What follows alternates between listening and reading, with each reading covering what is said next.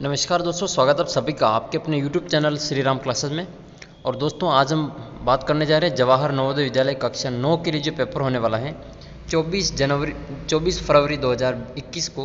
तो उसके लिए कुछ महत्वपूर्ण प्रश्न हैं जो 2020 के एग्ज़ाम में पूछे गए थे। तो एक मॉडल पेपर के रूप में आपके जो 8 फरवरी का पेपर हुआ था 2020 का, वो आपके सामने है।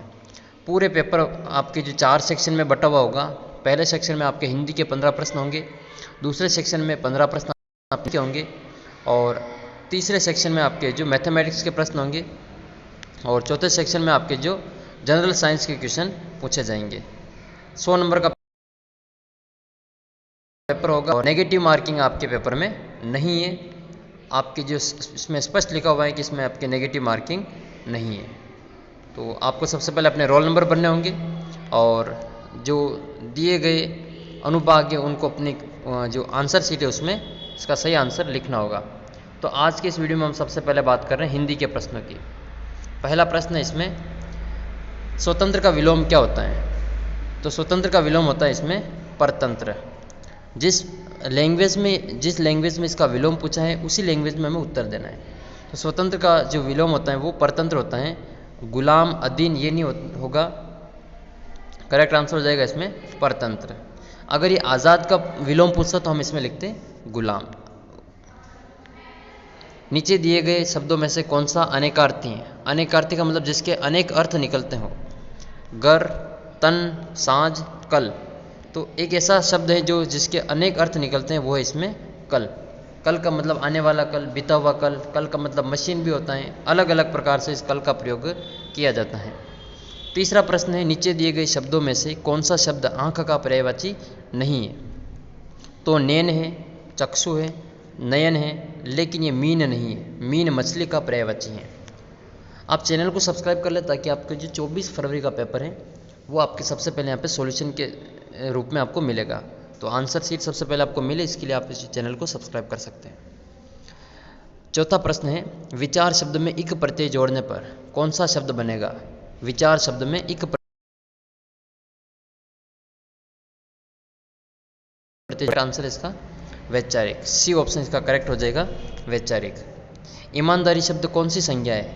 तो ईमानदारी भाववाचक संज्ञा होती हैं जिसको हम छू कर देख नहीं सकते हैं, छू नहीं सकते हैं। वो सारी जो भाववाचक संज्ञा के अंतर्गत आती हैं, प्रेम, क्रोध, घृणा, ये सारी ईमानदारी भाववाचक संज्ञा के अंतर्गत आती हैं।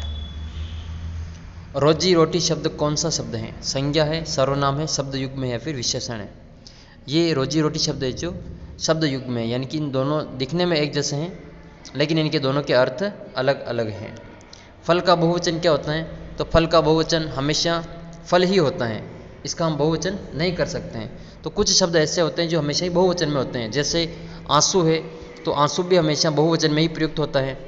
और आंसू, प्राण, दर्शन, इसके अलावा हस्ताक्षर, ये सारे ऐसे शब्द हैं। बाल, ये सारे ऐसे शब्द हैं जो हमेशा ही बहुवचन में प्रयोग होते हैं। तो आप इनका वाक्य में प्रयोग करके इसको देख सकते हैं। ढाढ़स बंधाना मुहावरे का अर्थ क्या है? तसल्ली देना। ढाढ़स बंधाना, तसल्ली देना। आग लगने पर कुआं खोदना, मुहावरे का अर्थ क्या है? पहले से सावधान न होना। शुद्ध रूप छाटिए, तो शुद्ध रूप है इसमें से सहिष्णुता। सहिष्णुता इसमें शुद्ध रूप है।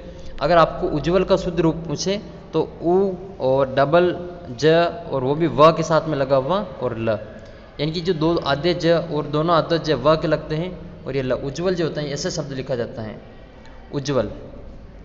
ये शुद्ध शब्द हैं, उज्ज्वल। और एक पूछ सकते हैं आपके आशीर्वाद। तो आशीर्वाद आपके इस प्रकार से लिखना होगा।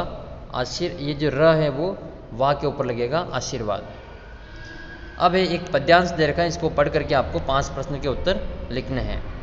तो अनुच्छेद में साँझ को सिंदूरी इसलिए कहा गए हैं, साँझ को सिंदूरी इसलिए कहा गया है क्योंकि साँझ बहुत गहरे लाल रंग की होती हैं और शाम को के समय आकाश में लालिमा होती हैं। तो करेक्ट आंसर हो जाएगा शाम को लालिमा होती हैं। लेकिन दादी की सज्जा,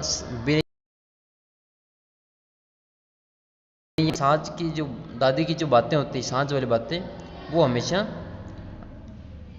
याद रहती हैं, कभी ख़त्म ही नहीं होती, वो हमेशा याद रहती हैं। 13वां प्रश्न है, मन की आंखों को पुल का पर्याय क्यों कहा? मन की आंखों को पुल का पर्याय क्यों कहा? क्योंकि ये अतीत और भविष्य को जोड़ती हैं। सही उत्तर है ये अतीत और भविष्य को जोड़ती हैं। अनुच्छेद में सांध्य बेला का क्या अर्थ है? तो सांध्य बेला का जो अर्थ है वो है उम्र का एक पड़ाव। नेक्स्ट है, अनुच्छेद में लेखक ने रिक्त स्थान के बहाने दादी, बचपन और गोदुली से जुड़ी यादों को साझा किया है, तो वो है इसमें सांझ के बहाने जो दादी, बचपन और गोदुली की यादों को ताज़ा किया है। तो ये हिंदी के 15 प्रश्न थे। अगले वीडियो में हम इसके इंग्लिश और गणित के भी जो प्रश्नों को हल करने वाले हैं, तो आप चैनल को सब्सक्राइब कर सकते हैं। अगले वीडियो में मैं आपके लिए पुराना जो पेपर है गणित का, विज्ञान का, वो दोनों आपके लिए सोल्व कराने वाला हूँ, तो आप इस चैनल को सब्सक्राइब कर सकते हैं। ये जनरल साइंस के क्वेश्चन है, इन सभी प्रश्नों के आपको जो उत्तर इसमें मिलेंगे, तो आप चैनल को सब्सक्राइब कर लीजिए। धन्यवाद, जल्दी मिलते हैं। आगे के आने वाले पेपर के लिए आपको ऑल द बेस्ट।